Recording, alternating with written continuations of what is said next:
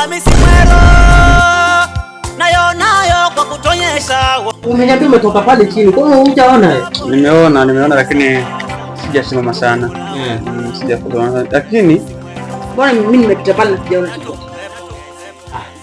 Mimi mna mawazo mengi bwana. Ama ni vile nilikuwa kwa pikipiki basi. Ndio maana. Kuna kitu kilikuwa kinafanywa pale. I think ile barabara ya huko chini huko Mtofani. Kuna kitu kilikuwa kinafanywa pale. Lakini kweli umesikia? Unajua Hamisi Mwero? Hamisi Mwero? Huyu Hamisi Mwero akiania UMCA. Mimi nataka tukimbie naye. Nimemkumbuka. Hamisi Mwero. Huyo ndiye.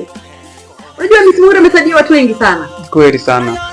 Amesaidia basi amesaidia unaona youth amewaita akawapeleka training ya kushona, wengine akawapeleka training ya driving. Basi ukipita mtihani anakutafuta mpaka kazi. Hiyo ni ukweli. Hapo 20 na samba ukunda jukumu la uongozi tumpe Hamisi Mwero. Sikiza niwaambie. Unajua nyinyi ni vijana wadogo sana. Unajua kwa nini nasema hivyo? Sema semaje? Mimi nimekuja juzi Ukunda. Mimi nimekaa Ukunda miaka mingi. Na wanasiasa wamekuja wengi. Wamekuja na kupita bila maendeleo yoyote. Lakini huyu Hamisi Mwero mimi namwamini. Wajua wewe.